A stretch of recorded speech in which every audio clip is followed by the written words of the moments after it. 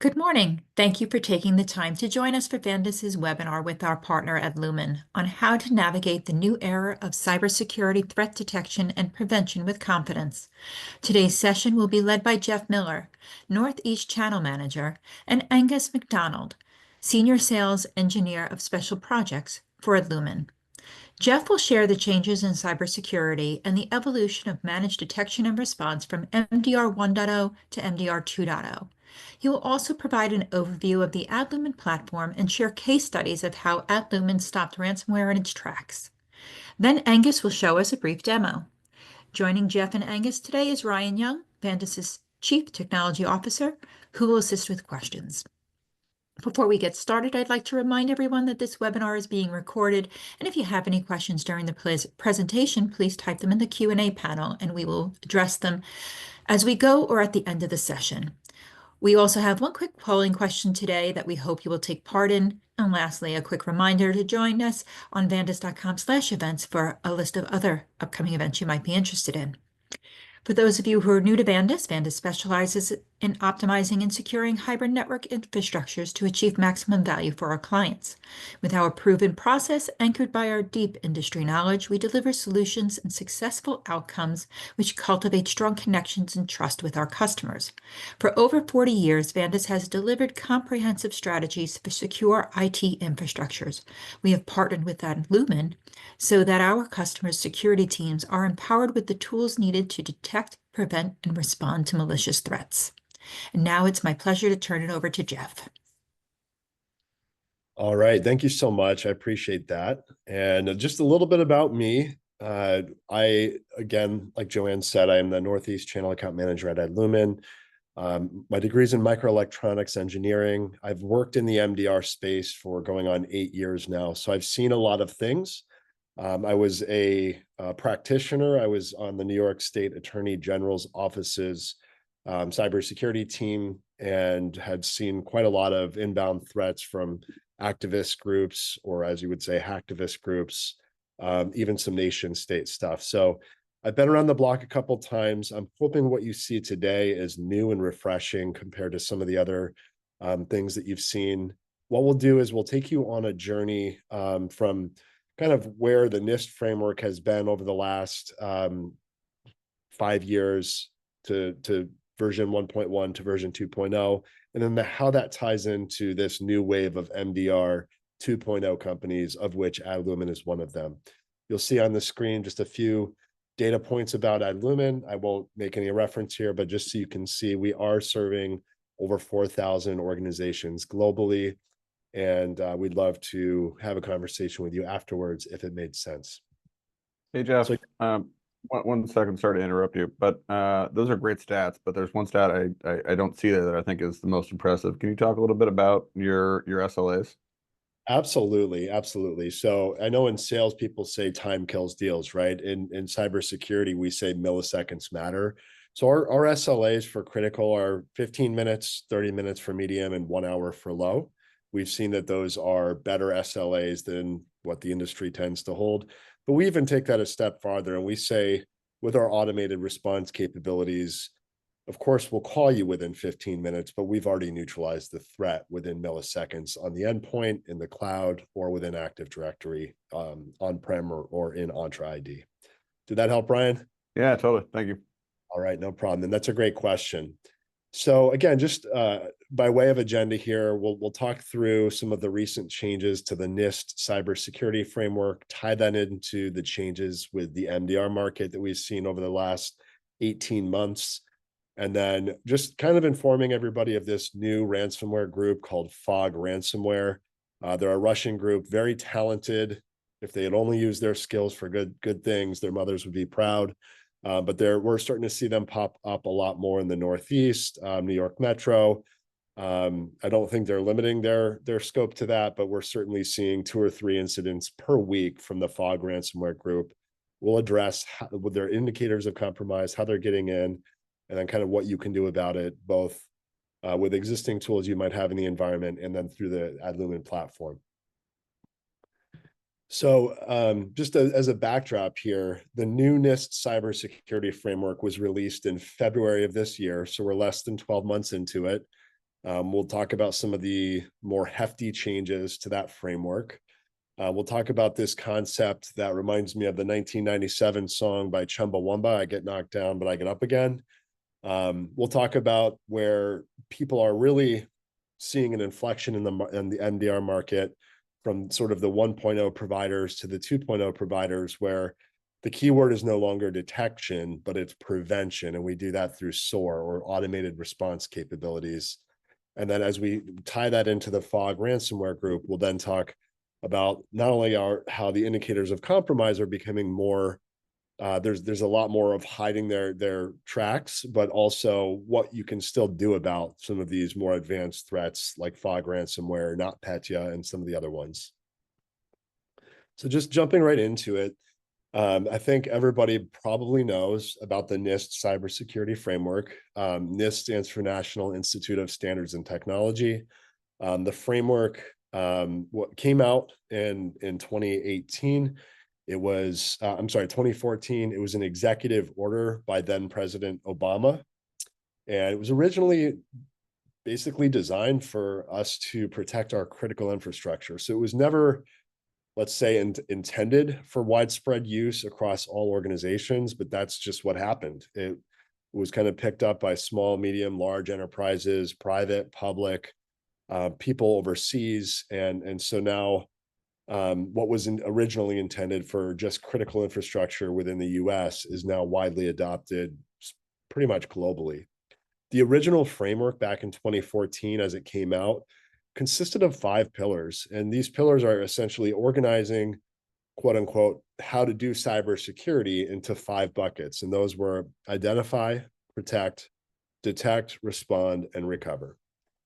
And so that was good at the time. And then what happened in 2018 is the update to version 1.1. And why do we need just 4 years later an update? Well, if you remember back in time, there were a whole lot of supply chain attacks going on with CCleaner, NotPetya was running rampant, MFA tools were getting hit, even source code repositories like GitHub. So the large increase in supply chain attacks necessitated a change in an update to the NIST framework from version 1.0 to 1.1. Additionally, NIST has added guidance on how to perform self-assessments. So it was basically an acknowledgement that people were more broadly picking up the NIST framework and demanding, hey, I want to be able to do self-assessments. I want to be able to grade myself on how well I'm adhering to the 5 pillars within the NIST framework and the additional guidance around supply chain risk management. There was more depth added to authentication and identity, as well as vulnerability disclosure. So I think that was timely as well. And then in version 1.1, which was kind of what we've all been following up until February of this year, there were 5 functions, again, the same 5 that you see on my t-shirt there, and the same 5 from 1.0, subdivided into 23 categories with 108 total subcategories. So while CSF 1.0 introduced the core framework functions, again, identify, protect, detect, respond, and recover, the CSF 1.1 adds more specific guidelines to help organizations implement the framework more flexibly, catering to diverse industries. And of course, as NIST updates their framework, yours truly has to update my t-shirt. So we'll see what happens when 3.0 comes out. But if we look at what the recent changes included, and this is back in February, NIST officially renamed what we've all been calling the NIST CSF, or the Cybersecurity Framework, to just that. So it was originally the framework for improving critical infrastructure cybersecurity, and now we're just calling it the NIST CSF, which we kind of have been. So it's just an acknowledgement that everybody's been using it. The big thing, and this is where we'll put our focus on in the next couple minutes here, the next few slides, is the new govern function. So you'll notice that before there were those 5 pillars. Now we have a govern function that is an interweaving amongst the existing 5 pillars. This has also done us a huge favor and provided implementation examples in the hopes of getting rid of any gray area or questions around, hey, this category or subcategory has a control and this is what it says to do. and then 5 people interpret that 5 different ways. Well, the implementation examples, of which we'll actually be providing a PDF copy to everybody who joined today, really help clear up any confusion as to what was meant by those controls. And then emphasis has been placed on continuous improvement, and they're using the term cyber resilience. Again, I get knocked down, but I get up again. What does that mean, right? So how do I be cyber resilient, and what is the definition of cyber resilience? And we'll go over that as well. So just jumping right into the govern function. So again, identify, protect, detect, respond, and recover doesn't really do you any good if people aren't following those 5 pillars. So that's the whole idea here with the govern function. It is the most significant structural change to the cybersecurity framework. And it's essentially the aim of this function is to help organizations incorporate cybersecurity risk management into broader enterprise risk management programs by presenting outcomes or desired states to inform what an organization may do to achieve and prioritize the outcomes of the other 5 functions. The goal of creating a new govern category is to elevate all the cybersecurity risk management activities to the C-suite and board level of organizations. So the big focus, again, in version 2.0 here is promoting governance to a function. If governance isn't actively involved, you're just spinning your wheels when trying to secure your organization. It's just not going to work. So let's take a look at some of those subcategories right now. Again, at the end of the conclusion of this webinar, everyone who joined will receive a copy, a PDF copy of these implementation examples. These are also publicly available on NIST.gov. You could do a Google search, NIST CSF 2.0 implementation examples, and find it that way as well. So the best way to discuss these implementation examples new with NIST CSF 2.0 is just to show a few. So we've got a couple up on the screen here. Within the new govern function, there's a category entitled organizational context. The goal of this category is to ensure that the circumstances surrounding an organization's cybersecurity risk management decisions are understood. This includes an organization's mission, stakeholder expectations, dependencies, and legal and regulatory and even contractual requirements. It also includes understanding your dependencies on external resources like cloud-based providers. So again, these subcategories didn't exist before February. So now all of these governed subcategories are new, and again, with the goal of incorporating cybersecurity to all levels of communication throughout the entire organization, and not just put into a corner and placed on the lap of IT. The term cyber resilience, I'm just going to grab the definition that IBM put out there on their website, and I'll just read this to you. Cyber resilience is a concept that brings business continuity, information system security, and organizational resilience together. The concept describes the ability to continue delivering intended outcomes despite experiencing challenging cyber events such as cyber attacks, natural disasters, or economic slumps. A measured level of information security proficiency and resilience affects how well an organization can continue business operations with little to no downtime. Now, if you see here on the bottom right, NIST CSF 2.0 has a new category called adverse event analysis that's part of the overall concept of cyber resilience. And this category centers around cyber threat intelligence and contextualizing security information, and then integrating this information into event analysis. Simply having EDR alone as your way of checking the adverse event analysis box won't cut it. Having a bunch of cybersecurity tools like EDR, SIM, and so on is important. However, to be cyber resilient, these tools must be paired with people, process, and cyber threat intelligence to satisfy the NIST 2.0 requirement around contextualization. So again, just in summary, the govern function is new. So we went from 5 functions or pillars to 6. And the govern function, I like to think of it not as a sort of sixth function, but as a wheel that interweaves the pre-existing 5 functions and elevates cybersecurity to be more conversational within organizations, as opposed to, hey, the IT department downloaded a bunch of Word document templates from the internet. We replaced your name, your company name here with our company name, and then we made everybody sign their first day of employment that they're going to follow the rules. Too often, that's how cybersecurity has been going, and it just isn't effective.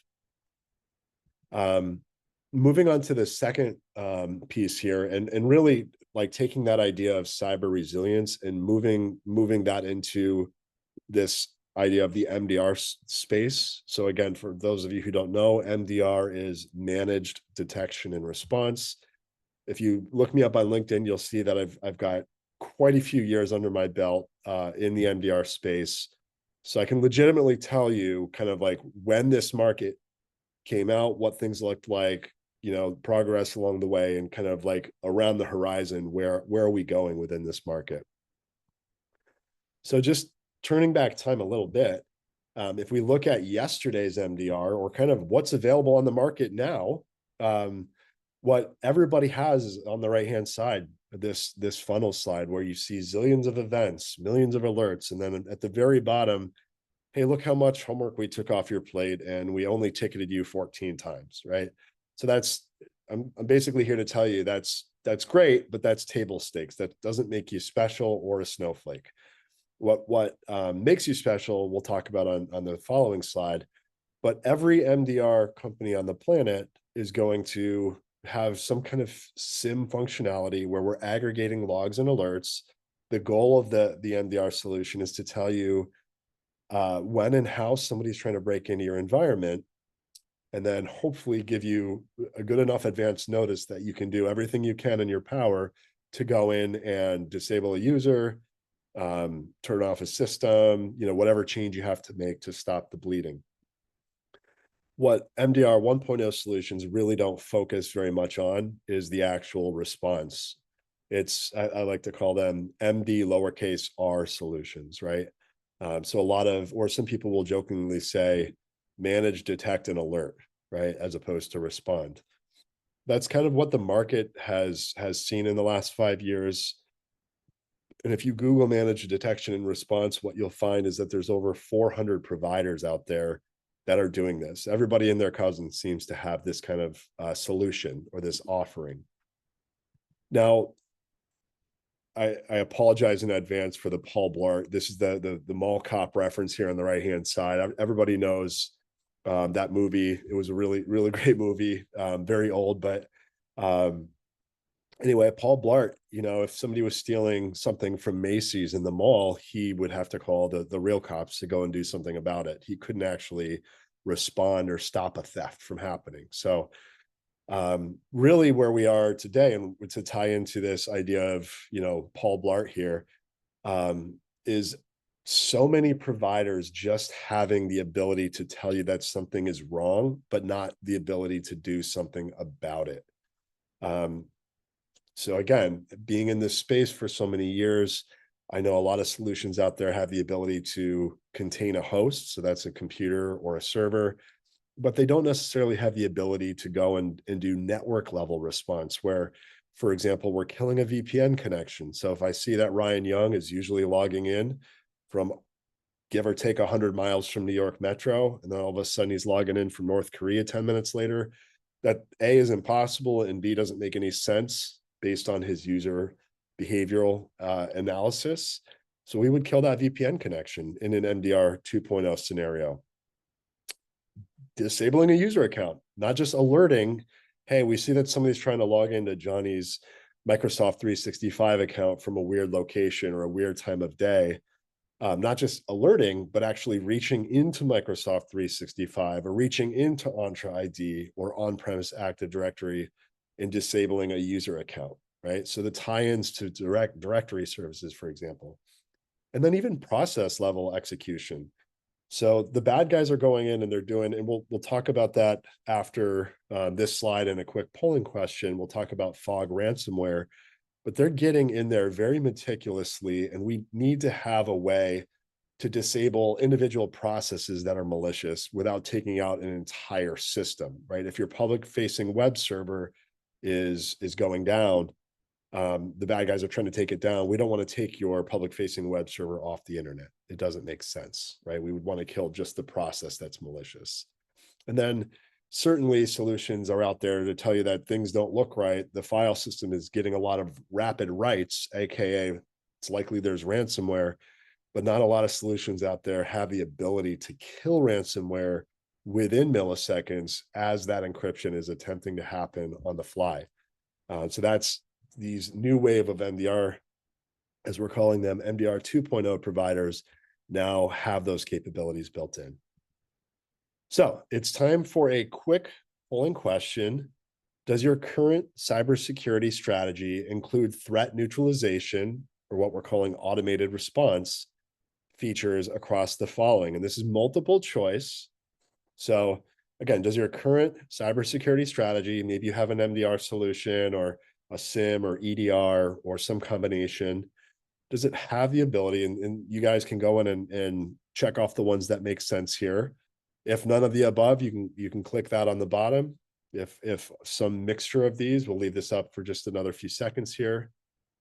We're just curious to see where everybody stands, and if you are in that category of MDR 2.0, or if you're still stuck in MDR 1.0 land. So again, we'll leave that up there for another few seconds.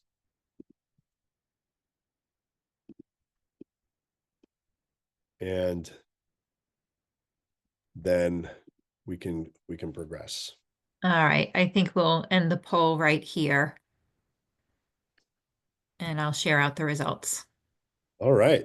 Well, I think we're doing well on the identity side, folks. So at least roughly 3/4 of us have the ability right now to neutralize a threat within, let's call it Active Directory on-prem or in the cloud or whatever other directory services you have. That's good. About half of you have the ability to neutralize a threat within the network, so firewall, VPN, or otherwise.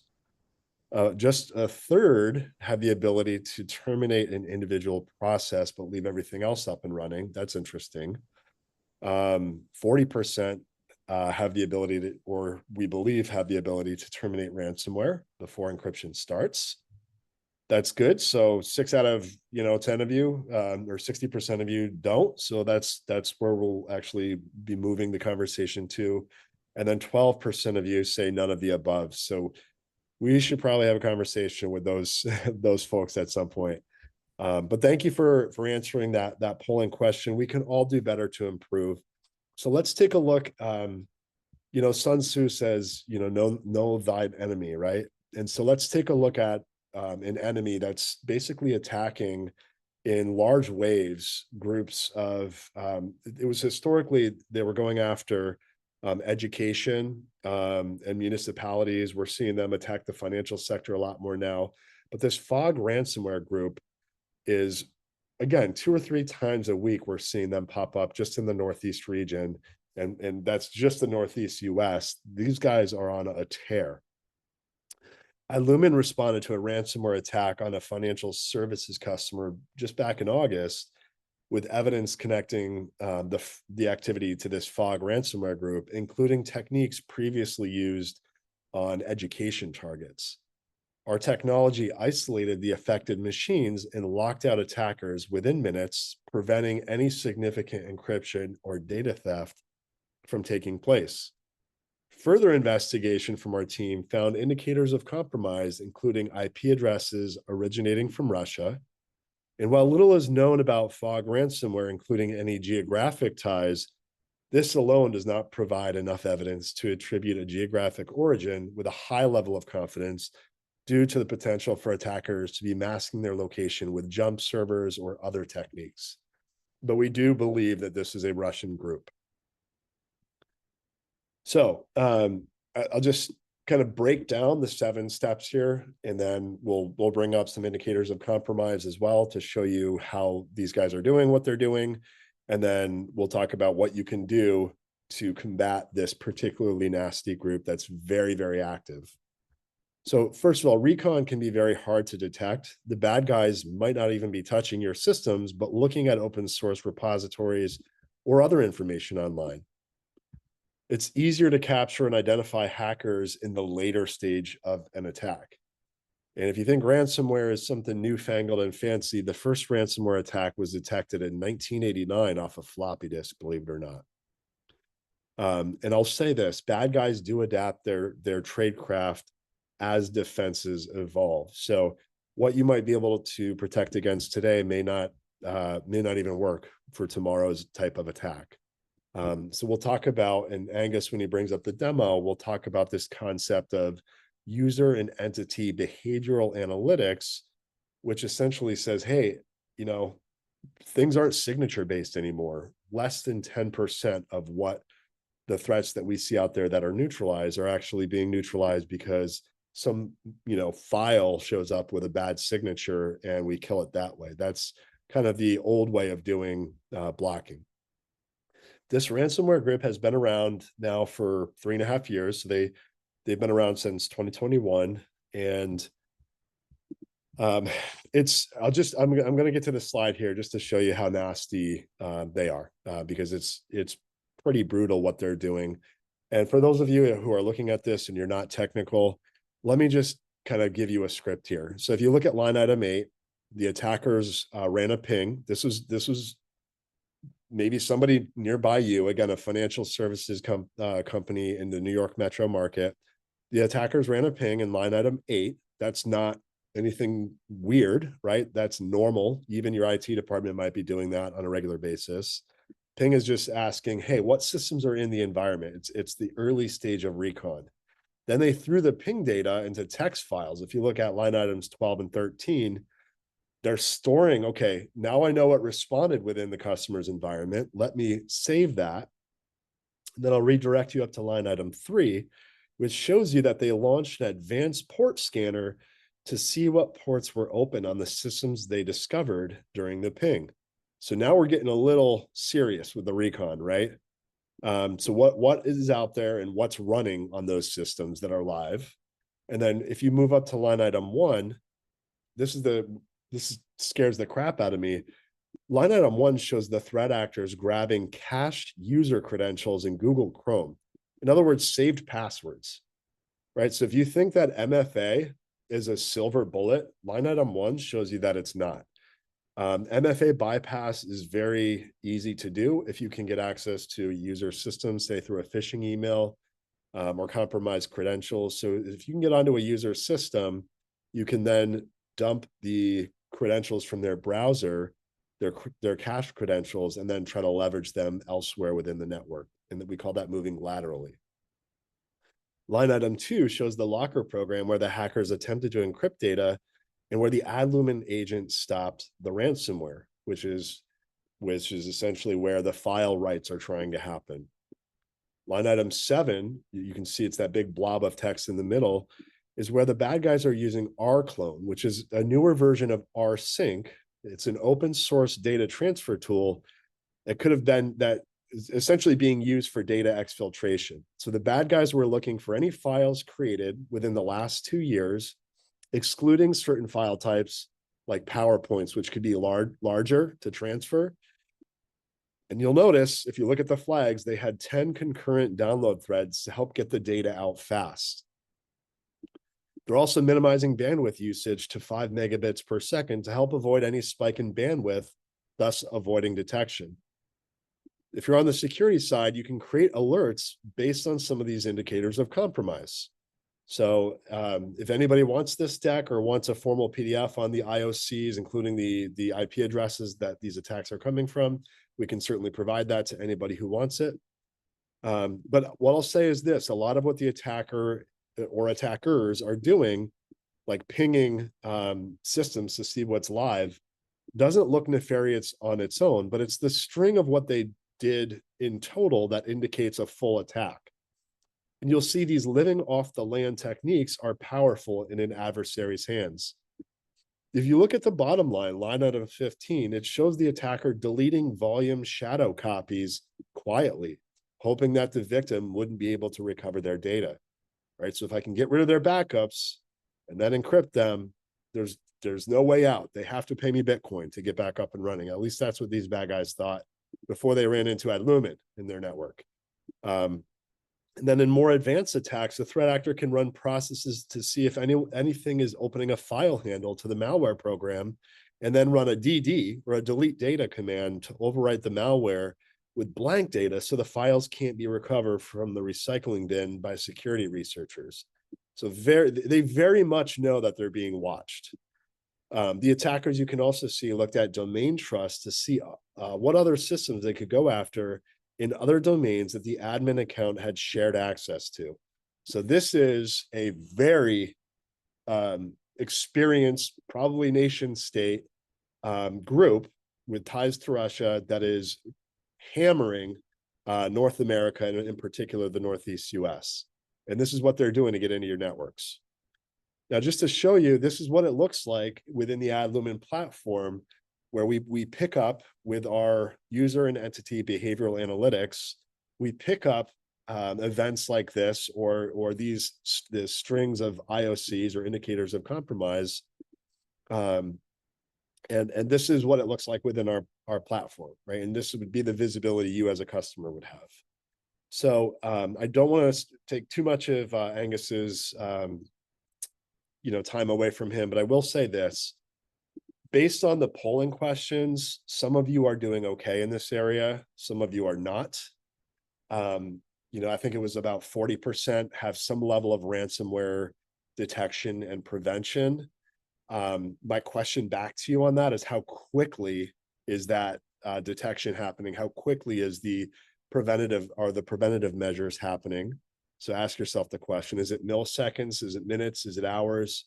And then also ask yourself the question, do milliseconds matter? And yes, they do. And not only ransomware, but the attackers, what they'll do is, once they clone that data and get it out of your environment, delete the volume shadow copies and deploy the ransomware, then they'll put portions of, let's call it your customer database, your employee records, whatever that private data is, they'll put it on the dark web. And with that exfiltration, then it's a dual attack. So the ransomware plus exfiltration, and then they'll extort you for more Bitcoin by saying, hey, we're going to release the rest of your customer database if you don't pay us another, however many thousands of dollars or hundreds of thousands of dollars in Bitcoin.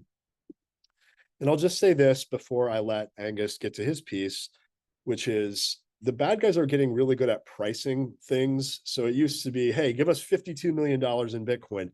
Now, I live in the capital region of New York, and there was a few weeks ago, I got a cell phone call on a Saturday, and there was a local higher education it was a university that got hit, and the bad guys priced out the Bitcoin at $350,000, which was right around the cost of what it would have been to have a local professional IT company go in and do the actual remediation to get back up and running. So people are left in this weird, situation where it almost makes sense to pay the ransomware, but we say no. And so we'll talk now. I'll hand it over to Angus MacDonald to show you right within the Adlumin platform where these features exist for both ransomware and data exfiltration prevention, but also you as the audience can see how we're really leading the way with this MDR 2.0, and how the market is shifting into, again, not mere detection, but prevention of threats. So with that, I'll go ahead and stop screen sharing and hand it over to Angus MacDonald. Hey, Jeff, one quick point. There's a question in the chat on your TTP slide. They want to know, does the local user have admin rights on this PC, or did it matter? Yes, in this case, they did. And they may have elevated rights somewhere else in the network. So that's why they're looking at those domain trusts as well. So you might or might not have local admin rights to the local system, but what else do you have rights to? So I know a lot of, working for the New York State Attorney General's office, we would get like privilege creep. We call it privilege creep. So there would be somebody who would start off as a low level, call it a help desk admin. And then 19 years later, they're running the whole IT department, and then they've got God mode privileges to everything. And we forgot that they're no longer in this department, or, so the privileges keep going with them. And so that's In this case, yes, they did have admin rights. All right, Angus, take it away. Thanks, Jeff. Yeah, my name is Angus MacDonald. Been here at Adlumin about 2 years. My background is in IT management, so I've been in positions of being a systems administrator, IT manager. I've worked for MSPs, so a lot of experience in that realm. And yeah, excited to show you all the platform today. Get my screen shared up here. All right. So thanks, Jeff, for that introduction. The Adlumin platform here, the main dashboard that you're all seeing, it's a big part of the Adlumin platform is going to be our visibility into your data, right? We call it equitable access to your data. This dashboard you're seeing is the same dashboard utilized by our Security Operations Center, provide those MDR services. So it's really great insight moment to moment to see exactly what's going on in your own environment. And we're primarily going to collect data in 3 different ways. One is going to be our agent-based way. So that's going to be covering Windows, Mac, VDI, and Linux. We'll take in all of your networking equipment with our syslog collector virtual machine here. Firewalls, IDS, IPS, layer 3 core switches, anything else that can send a syslog. And the third way is going to be our integrations via API. So we can think about MFA such as Duo or Okta. We can think about our Azure, right? Our EDR systems such as Bitdefender, Cisco AMP, SentinelOne. Our firewall is going to be right here in our bucket. Parsed out is going to be via VPN. It takes about an hour. I do the deployments day in and day out. The Adlumin platform is extremely easy to kick out. Now, as an example of one of our solutions here, Azure, a huge attack surface in 365 that we're seeing out there. We're taking in the full unified audit log. So we're going to be taking in SharePoint, Teams, Defender, Intune. You'll get all of your log data here. You'll be able to see all of your logs. We're tracking you across the globe, geoanalysis. On top of taking in Microsoft's logs for this, we've also written our own algorithms for geoanalysis, risky user sign-in, foreign country compromise, impossible travel, right? So we see your top users in 365, where they're signing in from. We're seeing malware detection, login failures, or access events. And the same can be said for things like AWS, right? We're taking in AWS logs. We can take in Google, right? Wherever that identity exists, we're taking it in. To go along with that, we also take in that firewall traffic, the ingress and egress of the firewall. We're monitoring if we see any traffic from, say, Russia, China, Bulgaria in this case. All of your logs, anything that's hitting Adlumin, is going to be run through our threat intelligence portal, which we call ATIP. So any data, whether it's hitting your endpoint, server, VPN, network security, automatically, and I'll show you here in a manual process, all of this data is being run through against 2 to 3 million IOCs every single day, against DHS CISA, hybrid analysis, virus total, and open threat exchange. So manually, if I search this, I can see, for example, this Bulgarian IP I grabbed from our geoanalysis being done on our firewall logs. I can see, hey, virus total found 8 different URLs associated with malicious traffic. Hybrid analysis, open threat exchange. We have a pretty good idea that this is a malicious IP. So what we'll do for you, as Jeff alluded to, we have the ability to take that network level action, where if we enable this feed, all of these malicious IPs are going to be dumped to this .txt list here. Many next generation firewalls, Cisco, FortiGate, Juniper, WatchGuard, Palo Alto, have the ability here to query this FQDN, and you can simply tie it to your block policy, thus blocking any malicious traffic that we find running 2 to 3 million IOCs against your organization every single day. So a great piece of preventative maintenance there with Adlumin.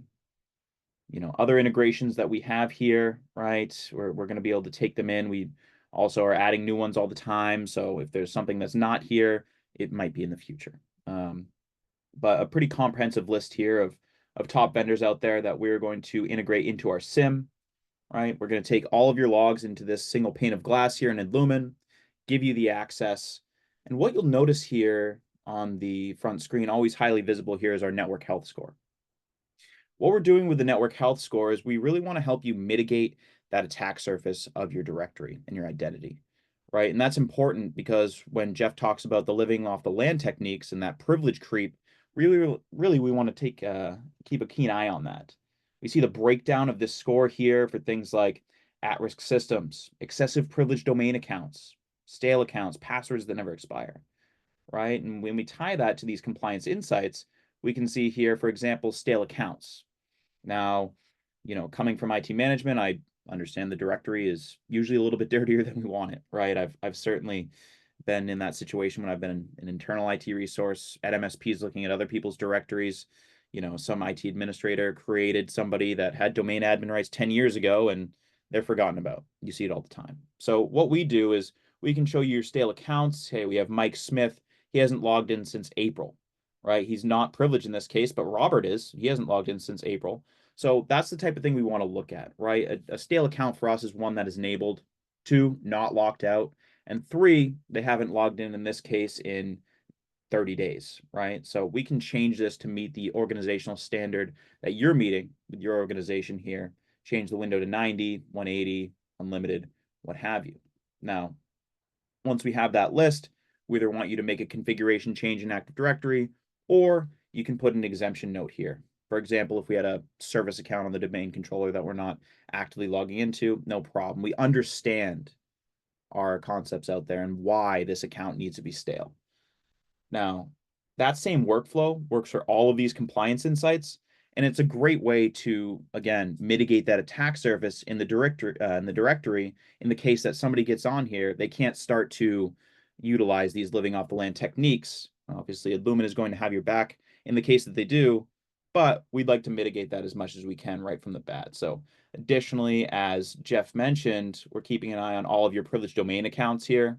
So we'll get a full list here of privileged domain accounts. Again, Mike Shee here hasn't logged in since April. He's a domain admin.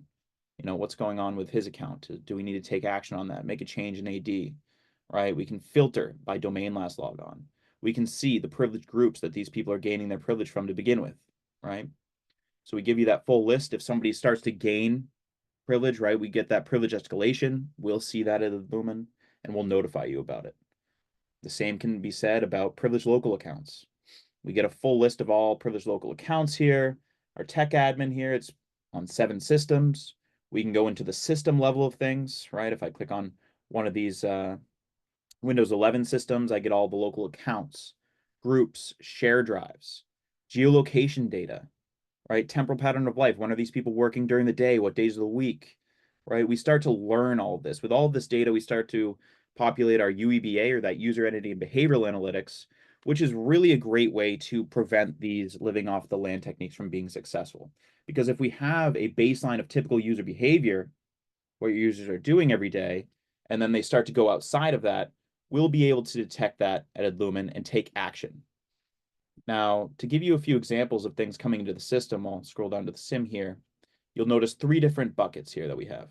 The immediate action required, as Jeff mentioned, those are going to be the critical and high detections that we want to focus on first. So we're really leaning on our data analytics and correlation on the back end to show these not only to you as the dashboard administrator, but also our 24/7 security operations center who will be providing those managed detection and response activities.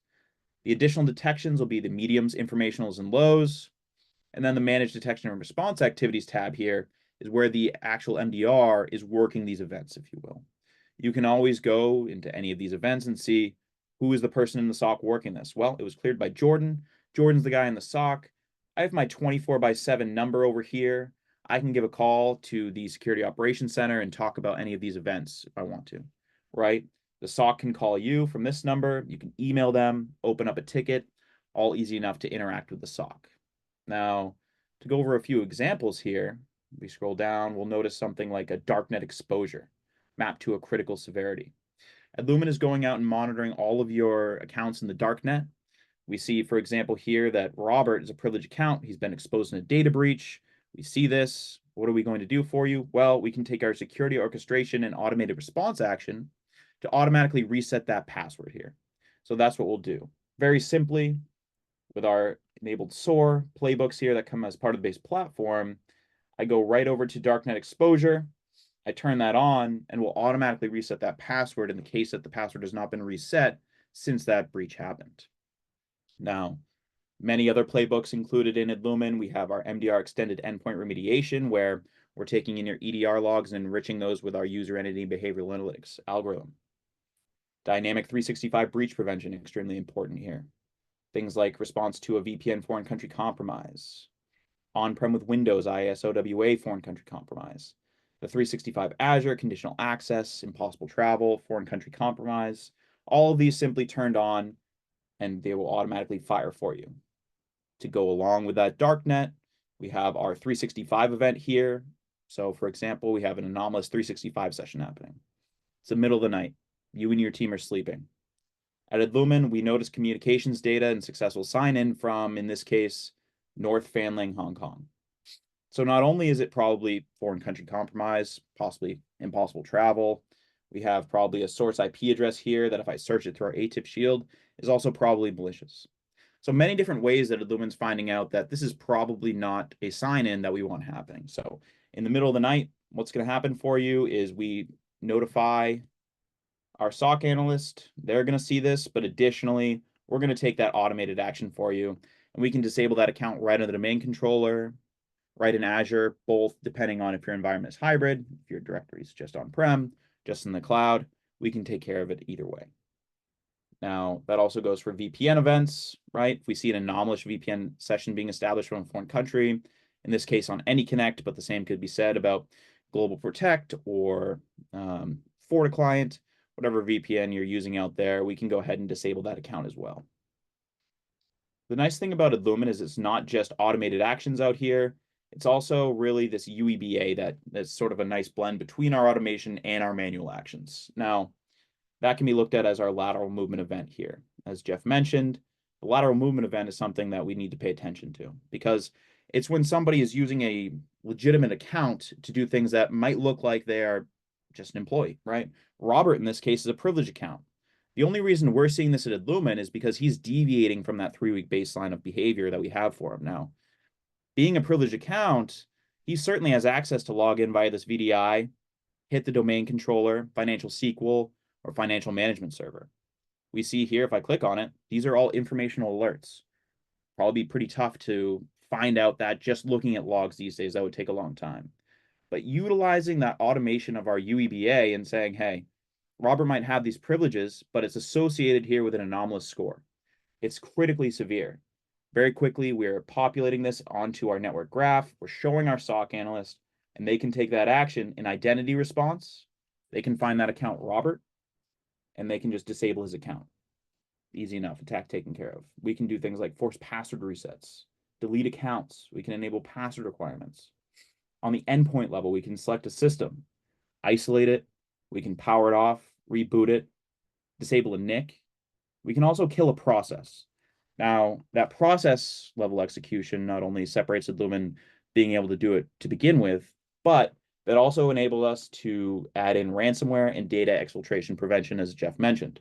Now, that ransomware prevention, we're going to be deploying canary files to the root file system in the OS, C drive, right? It's going to be Windows systems out here. And with those canary files, they're hidden text files. If we start to see them being encrypted, or probably more likely these days, if we start to see them being exfiltrated for that double extortion attack, we're going to see that process that's either encrypting or doing the exfiltration or both will automatically find it and kill it, thus saving about 99% of the file system on average.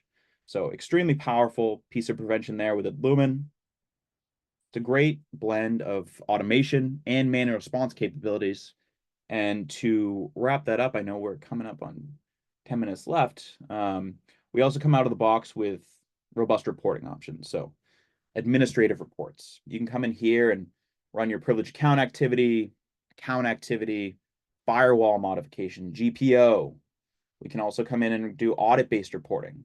So if someone comes in and says, hey, I need to see all stale accounts, last logons, 365 MFA coverage report, no problem. These can be all built ad hoc or run as a schedule. And the last report I want to show you is our board and IT steering committee report. To have that high value add conversation with a board, we can add your own custom logo here. We have a hyperlink table of contents.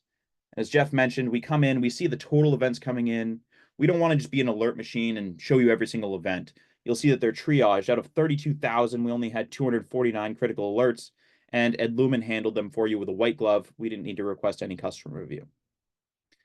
You have your Adlumin account activity, that network health that we talked about, mitigating that attack surface in the directory. We have your device activity, everything coming into Adlumin, endpoint, firewall, VPN, 365.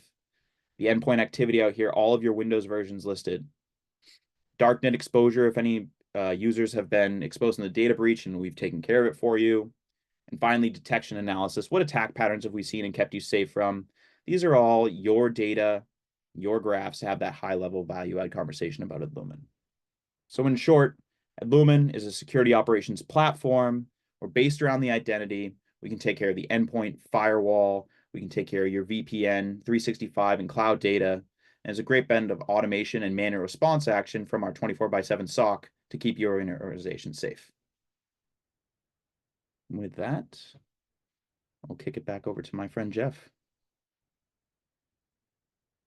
Thank you, Angus. Yeah, I really appreciate that demo because it brings it to light. So we go back and we see those indicators of compromise, and really that one slide where you could see them going in and doing quote unquote normal things, living off the land, and then whoops, MFA bypass, right? Like, MFA was a silver bullet 5 years ago. If you do that, you'll never get hacked. But no, that's not true. So it's this constant cat and mouse thing that we're seeing. So I love it that we're thinking ahead of some of the MDR 1.0 companies. And we're really, I think there's this inflection in the market happening, just like when we saw firewalls become next gen firewalls. And now we just call them firewalls, right? We're in that category now where there's MDR 2.0, and you're either jumping on the bandwagon or you're kind of left in the dust. So Ryan, what thoughts do you have? Well, so you guys all just saw the demo by Angus. Prior to Vandis partnering with Adlumin, I went on a quest. I went on a quest to find MDRs that bring value to our customers, and spent about 6 months interviewing, going through technical vetting to really find a platform that I felt worked for our customers. And one of the things that essentially closed the deal for me was that dashboard. What I find with a lot of providers is it's a black box. You're sending stuff in, you can't see anything, you don't know if they're responding. I had a customer who was using a different platform who came to me and said, I'm not sure if it's working because I never hear from them. And it's really important in today's cybersecurity ecosystem that you have to know that things are happening. And it's not just going into a black box with a quarterly meeting to say like, hey guys, here's stuff you need to work on. So having that dashboard brings a lot of power to the equation, where you're seeing what your scores are, you're seeing where you can improve. You're also seeing how your MDR provider is stepping in and getting your back in near real time. So that was really important to me, and that's one of the initial reasons that we partnered with Adlumin. We have a lot of satisfied customers, and every day, Adlumin's adding to their line card of what they can do and how they can help protect and defend. So I think it's really important, and I appreciate you both jumping on. So some common questions that I have from customers as we go through these demos that I'm sure some, and by the way, if you have any questions, feel free to throw them out in the Q&A. But common questions that I have heard from customers is, you mentioned you have an endpoint. Is that a replacement to my EDR, or is that add benefit to the platform? Yeah, I can answer that. So you still need EDR, right? There's still going to be fileless malware, stuff that is not even hitting the disk, right? And a lot of that's because living off the land. But if you have stuff running in memory that never hits the disk, that's why you need EDR, right? The Adlumin platform will ingest via API integration, whether it's Sentinel, Sentinel-1, whatever your, pick your EDR, we'll ingest that via API integration. And that is part of that cyber resilience and that contextualization we talked about with NIST CSF 2.0. And that becomes part of the broader, like Angus showed you, UEBA. What does normal look like on a 3-week rolling baseline? What is normal activity on an endpoint or a user or a SaaS app, and we aggregate that all together to paint a picture of, do we need to take an action or maybe have a human-led investigation? But long story short, Ryan, no, you still need EDR for a lot of those fileless malware that still exist out there today. Okay. So say I'm in an industry where log retention for long periods of time is required, like for Vandis, where we're required to keep our logs for a minimum of a year. Is the Adlumin platform capable of storing those logs for longer durations than 90 days? As long as you need it. Yeah, out of the box, there's 30 or 90-day options, but most of our customers are logging for at least a year, whether regulation is part of it or they just want, hey, I need to go back for forensic purposes, or this employee left and now we're figuring some things out and maybe they did some stuff before they left, so I need to have those logs for more than 30 or 90 days. But certainly things like New York State Department of Financial Services, PCI DSS, HIPAA, CMMC, they're going to dictate the log length that you're required to have from a regulatory perspective. Awesome. I see we have no other questions, so I'll throw one more at you. I know that there's the overall MDR platform, but you had some extra augmentation services like vulnerability scanning or vulnerability management. Can you talk a little bit about that? Absolutely. Yeah. So the MDR solution is our own purpose built by actually two NSA Cyber Command. They both led squadrons in the NSA. So really cool background. And still to this day, our CEO writes code within the platform. Again, I think it was 7 or 8 years with the NSA, and he served in Afghanistan. I mean, awesome guy. But some of the other things that we offer, Ryan, we're actually OEMing, for example, our continuous vulnerability management. So we do scanning and patching, including OWASP top 10, just regular scanning on individual systems, network-based scanning. And we actually OEM Qualys for that, because if it ain't broke, don't fix it. Qualys does a really, really good job in that area, not just scanning, but also patching, and then staggering things in a way where, like, if you have 2 domain controllers, let's not patch them both at the same time, right, Angus? Because in your life as an IT guy, if you ever did that, you brick both DCs, and that's bad news. So we have a professional services team that runs all of that and will label systems and come up with the patch schedules and work with the customers. We have one customer who has 59 different patch schedules based on different applications that they run and the interconnected systems. So for the continuous vulnerability management piece, we're taking in all of that data from Qualys, leveraging our professional services team, and then bringing it into a single pane where we have all the stuff that we're doing with MDR, and then you don't have to swivel your chair. When I worked at the Attorney General's office, I had 4 like 30-inch monitors. I felt like I was in, Star Trek or something. But it's just that one area where we pull that all into. Additionally, we have penetration testing, and we leverage Horizon 3.ai to do that. It's that same professional services team that does the scanning and patching. And then for security awareness training, again, if it ain't broke, don't fix it. We leverage KnowBe4. There's also a bring your own license option too, if you already have KnowBe4. And it's that same professional services team. So all that stuff from scanning to patching, pen testing, incident response, security awareness training, all of that on top of MDR are just additional things that you might look at it and say, I have vendor sprawl. Like, over the years, what happened? Why do I have 13 different security providers? If I have Adlumin, that's going to cover 85% of what I'm doing. You'll still need other things. You'll still need EDR. You'll still need MFA. You're never going to not need firewalls. But if you can sort of consolidate some of that, that's what we're trying to do here, Ryan. Awesome. Well, it brings us to the top of the hour. So, gentlemen, thank you very much. Thank you to all the participants for joining. And we hope to see you all soon. Joanne, anything else you want to add? Yes, I will close with some additional information, but Jeff and Angus, thank you so much. And Ryan and I would like to thank Jeff and Angus for their presentation of Adlumin's platform. We would also like to thank you for joining us today. We hope you found the information insightful. For attending today, we will send you the NIST 2.0 implementation examples that Jeff referenced. We also invite you to see a more in-depth demo.